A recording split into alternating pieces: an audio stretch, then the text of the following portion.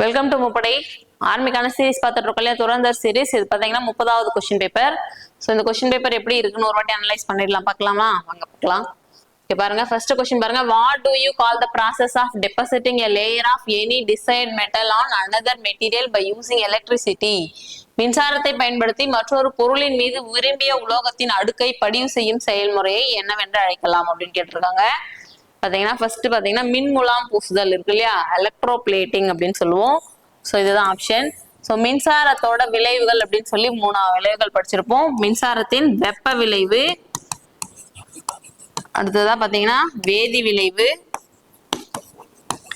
மின்சாரத்தின் வேதி விளைவு, மின்சாரத்தின் காந்த விளைவு அப்படின்னு சொல்லி 3 டைப்ஸா படிச்சிருப்போம் இல்லையா. ஸோ எப்படின்னா என்ன அப்படின்னு பாத்தீங்கன்னா, நம்ம கரண்ட்டை பாஸ் பண்ணி அது என்னவா மாத்திரம் அப்படின்னு பாத்தீங்கன்னா ஹீட் எனர்ஜியா கன்வெர்ட் பண்றோம். அதே மாதிரி கரண்ட்டை கொடுக்குறோம், அது வந்து கெமிக்கல் எனர்ஜியா மாத்திரம். அதே மாதிரி கரண்ட்டை கொடுத்து என்னவா பண்றோம், காந்தமா மாத்திரம். ஸோ இதுதான் மின்சாரத்தோட 3 விளைவுகள் அப்படின்னு சொல்லி படிச்சிருப்போம். இப்படி பாத்தீங்கன்னா இந்த வேதி விளைவு அப்படின்னு சொல்றோம் இல்லையா, மின்சாரத்தோட இந்த வேதி விளைவு அப்படின்றது, அதாவது நம்ம இரும்பு துரு பிடிக்குது அப்படின்னா அது மேல ஏதோ ஒரு உலோகத்தை வந்து படிய வைக்கிறோம். அதாவது இரும்பு துரு பிடிக்கிறத தடுக்கிறோம்னா அது மேல ஜிங்க் கோட் பண்ணுவாங்க இல்லையா. சோ இந்த விளைவுக்கு பேர் என்ன அப்படின்னு பாத்தீங்கன்னா மின்முலாம் பூசுதல் அப்படின்னு சொல்லுவோம். சோ இதுதான் விரும்பிய, அதாவது மின்சாரத்தை பயன்படுத்தி மற்றொரு பொருளின் மீது விரும்பிய உலோகத்தின் அடுக்கை படிய செய்தல் அப்படின்னு சொல்றோம். சோ இது வந்து பாத்தீங்கன்னா ஒரு மின்பகு கரைசல் அப்படின்னு சொல்லலாம்.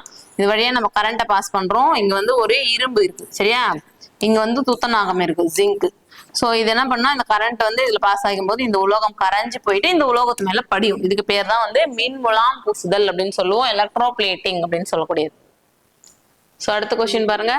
Which of the following devices is used to measure temperature? பின்வரும் எந்த சாதனம் வெப்பநிலையை அளவிட பயன்படுகிறது? வெப்பநிலை அளக்கிறதுக்கு என்ன பயன்படுத்துறோம் அப்படின்னு பாத்தீங்கன்னா தெர்மாமீட்டர், வெப்பநிலை மானின்னு சொல்லுவோம் இல்லையா, தெர்மாமீட்டர். சோ இதுதான் நமக்கு உடம்போட டெம்பரேச்சர் கண்டுபிடிக்கணும்னு என்ன பண்றோம், டாக்டர்ஸ் எல்லாம் தெர்மாமீட்டர் யூஸ் பண்ணுவாங்க இல்லையா, அதுதான் வெப்பநிலை அளவிட பயன்படக்கூடிய ஒரு கருவின்னு சொல்லலாம். இப்படி பாத்தீங்கன்னா அம்மீட்டர் பாத்தீங்கன்னா ஒரு சுற்றுல எவ்வளவு மின்னோட்டம் பாயுது அப்படின்றத கண்டுபிடிக்கலாம். வோல்ட் மீட்டர் பாத்தீங்கன்னா மின்னழுத்த வேறுபாடு எவ்வளவு இருக்குன்னு கண்டுபிடிக்கலாம். கலோரி மீட்டர் பாத்தீங்கன்னா ஆற்றலை அளவிடக்கூடிய ஒரு கருவியாகவும் இருக்கும் சரிங்களா. அடுத்து பாருங்க, the unit hertz is used for expressing which property of sound waves? ஒலி அலைகளின் எந்த பண்பை வெளிப்படுத்த ஹெட்ஸ் என்ற அலகு பயன்படுத்தப்படுகிறது? அதிர்வெண்ணின் அலகு தான் ஹெட்ஸ், நம்ம படிச்சிருப்போம் இல்லையா. சோ அதிர்வெண்ணின் அலகு, ஃப்ரீக்வன்சியோட அலகு தான் என்னன்னு பாத்தீங்கன்னா ஹெட்ஸ் அப்படின்னு சொல்லுவோம். சோ ஒலி அலைகள் அப்படின்றது எப்படி உருவாகுதுன்னு பாத்தீங்கன்னா அதிர்வெண்கள் மூலியமா தான் ஒலி உருவாகும் அப்படின்னு சொல்லி படிச்சிருப்போம் இல்லையா. அப்போ அதிர்வெண் அளக்கிறதுக்கு தான் ஹெட்ஸ் அப்படின்ற அலகை நம்ம பயன்படுத்துறோம்.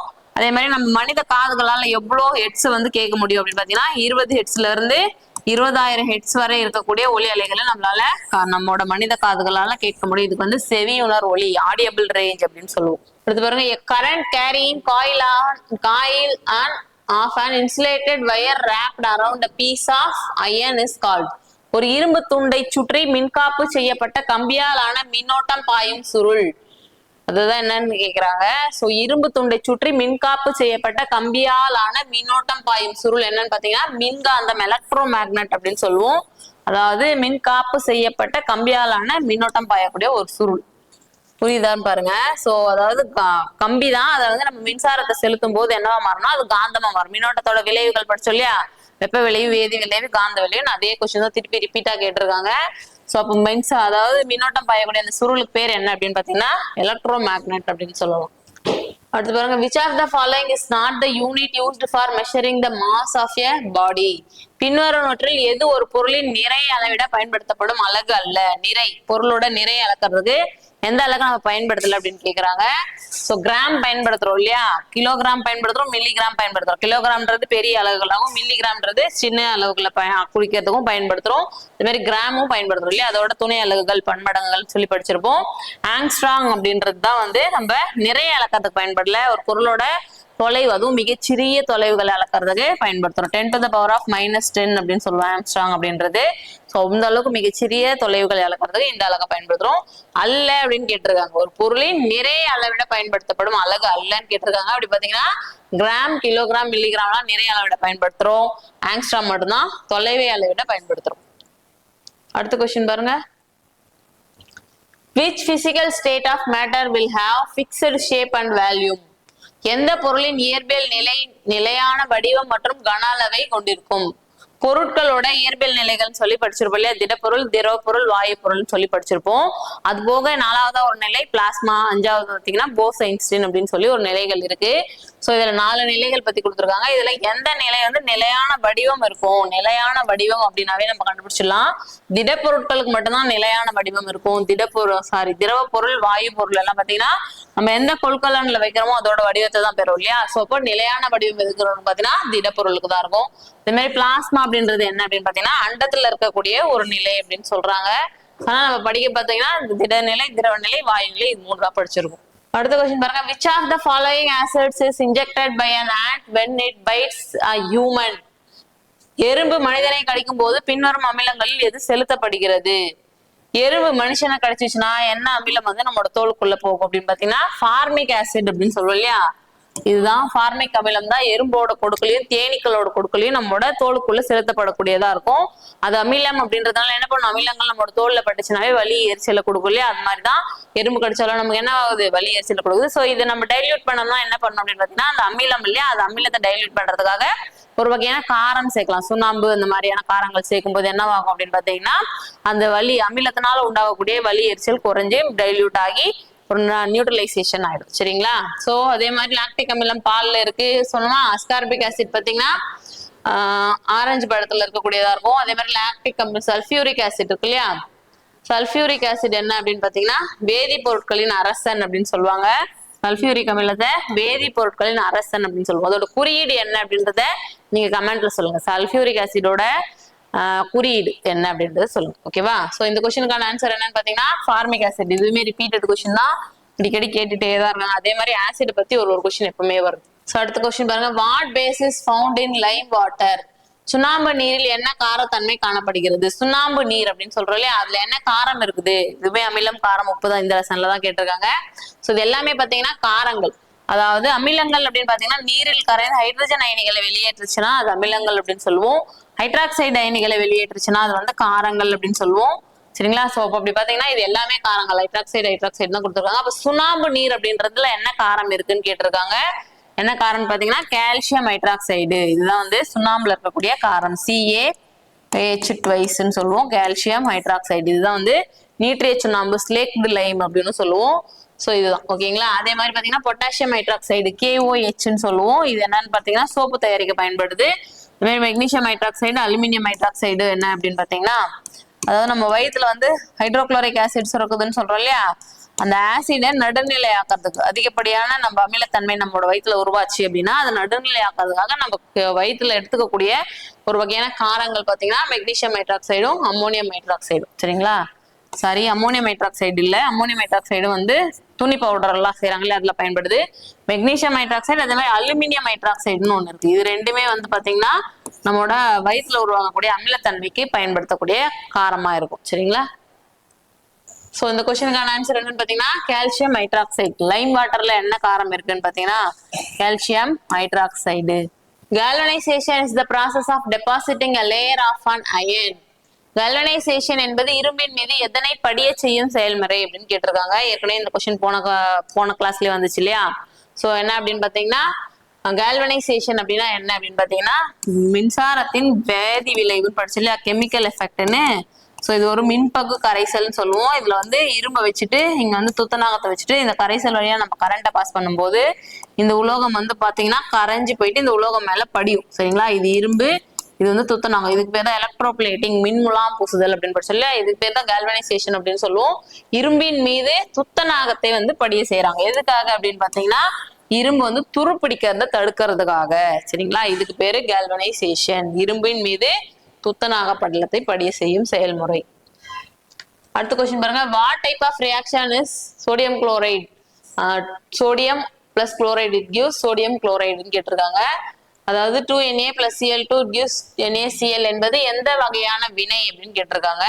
சோ இது பாத்தீங்கன்னா வேதியியல் சேர்க்கை வினை, கெமிக்கல் காம்பினேஷன் அப்படின்னு சொல்லலாம். சோ அப்படின்னா என்ன அப்படின்னு பாத்தீங்கன்னா ரெண்டு விளைபொருட்கள் வினை புரிஞ்சு என்னவாகுதுன்னு பாத்தீங்கன்னா ரெண்டும் சேர்ந்து ஒரு புதிய ஒரு பொருளை தருது. சோடியமும் குளோரைடும் சேர்ந்து சோடியம் குளோரைடை உருவாக்குது. இதுக்கு பேர் வெறுமனே சேர்க்கை வினை அப்படின்னு சொல்லலாம். சரிங்களா. இந்த சோடியம் குளோரைடு அப்படின்றது என்னன்னு பாத்தீங்கன்னா சாதாரண உப்பு, நம்ம சமையலுக்கு பயன்படுத்துறோம் இல்லையா, அந்த உப்போட வேதியியல் வாய்ப்பாடு சோடியம் குளோரைடு அப்படின்னு சொல்லலாம். ஓகே, அடுத்து பாருங்க. which of the following plants produces unisexual flowers? பின்னரும் தாவரங்களில் எது ஒரு பால் பூக்களை உற்பத்தி செய்கிறது? ஒரு பால் பூக்கள் அப்படின்னு சொல்றாங்க. அதாவது ஒரு தாவரத்துல ஒரு பாத்தீங்கன்னா பூக்கள் இருக்கு இல்லையா, அது வந்து ஆண் பாகம் பெண் பாகம் அப்படின்னு சொன்னோம் இல்லையா. பூக்கள்ல ஆண் இனப்பெருக்க உறுப்பு பெண் இனப்பெருக்க உறுப்பு அப்படின்னு சொன்னோம். சோ ரெண்டுமே ஒரே மலர்ல இருந்துச்சுன்னா அது இருபால் மலர்கள் அப்படின்னு சொல்றோம்.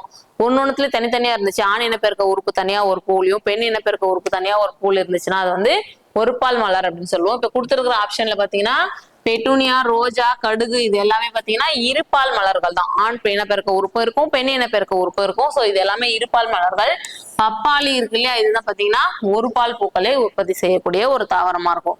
சரிங்களா. அதே மாதிரி வெள்ளரி, பூசணி. சோ பூசணி செடிகளெல்லாம் நம்மளே பார்த்திருப்போம். ஒரு பூ வந்து பாத்தீங்கன்னா காயோட வரும், ஒரு சில பூ பாத்தீங்கன்னா அதுல காயே இல்லாம வரும். சரியா. இதெல்லாம் வந்து ஒரு பால் பூக்களை உற்பத்தி செய்யக்கூடிய தாவரங்களுக்கு எக்ஸாம்பிளா சொல்லணும். அடுத்து பாருங்க. plants like moss and ferns use which mode of reproduction? பாசி மற்றும் ஃபர் போன்ற தாவரங்கள் எந்த இனப்பெருக்க முறையை பயன்படுத்துகின்றன? அதாவது இங்க பாத்தீங்கன்னா பாசிகள், பெரணிகள் அப்படின்னு சொல்லக்கூடியது எந்த இனப்பெருக்க முறை எது மூலயமா புது தாவரங்களை உருவாக்குது அப்படின்னு கேக்குறாங்க. ஸ்போர் ஃபார்மேஷன் அப்படின்னு சொல்லக்கூடியது, வித்து உருவாக்கம் அப்படின்னு சொல்லக்கூடியது. என்ன அப்படின்னு பாத்தீங்கன்னா பாலிலா இனப்பெருக்க முறைப்படி என்ன பண்ணணும் பாத்தீங்கன்னா, இதோட தாவரங்கள் இனப்பெருக்கம் செய்யும் போது என்ன பண்ணும், அதுல எதுவுமே வந்து அதாவது பூவா தாவரங்களா இருக்கும் இந்த பெரணி பாத்தீங்கன்னா. சோ இதுல வந்து என்னவாகும், எப்படி உருவாகும் தாவரங்கள் அப்படின்னு பாத்தீங்கன்னா, அதோட இலைகள்ல வந்து வித்துக்கள் மாதிரி இலையோட அடிப்பகுதியில பாத்தீங்கன்னா சின்ன சின்னதா செதில்கள் மாதிரி இருக்கும். அதுதான் வந்து காத்து மூலமா பரவி மண்ணுல போய் பரவி இன்னொரு தாவரங்களை உருவாக்கும். இதுக்கு பேர் தான் வித்து உருவாக்கும். ஸ்போர் ஃபார்மேஷன் மூலயமா தான் இந்த தாவரங்கள் வந்து என்ன பண்ணுது, புது தாவரங்களை உருவாக்கும். அதே மாதிரி பாசிகள் பாத்தீங்கன்னா இந்த துண்டு துண்டா பிரிதல், பிராக்மெண்டேஷன் முறைப்படியும் வந்து இனப்பெருக்கம் செய்யும். சரிங்களா. ஆனா இங்க வந்து பாசி, பெரணி ரெண்டுமே கேட்டிருக்கிறதுனால என்ன சொல்லியிருக்காங்கன்னு பாத்தீங்கன்னா வித்து உருவாக்கம் சொல்லியிருக்கோம். அடுத்த கொஸ்டின் பாருங்க. Tuberculosis is caused by? காச நோய் எதனால் ஏற்படுகிறது? காச நோய் எதனால வருது அப்படின்னு பாத்தீங்கன்னா பாக்டீரியாவுனால. சரிங்களா. மைக்கோபாக்டீரியம் டியூபர்குலோசிஸ் அப்படின்னு சொல்லக்கூடிய ஒரு பாக்டீரியாவுனால ஏற்படக்கூடிய ஒரு நோய் அப்படின்னு சொல்லலாம். அதே மாதிரி வைரஸ்னால என்னன்னு பாத்தீங்கன்னா அம்மை நோய்கள்லாம் வரும். சாதாரண சளி, ஃப்ளூ இதெல்லாம் பாத்தீங்கன்னா வைரஸ்னால ஏற்படக்கூடிய நோய்கள். பூஞ்சையினால என்னென்ன நோய்கள் வரும் அப்படின்னு பாத்தீங்கன்னா, நம்ம கால்கள்ல சேத்து புண்ணு வருது இல்லையா, அது சொல்லலாம். அதே மாதிரி தலையில வரக்கூடிய பொடுகு இதெல்லாம் பாத்தீங்கன்னா பூஞ்சைகள்னால வரக்கூடியது.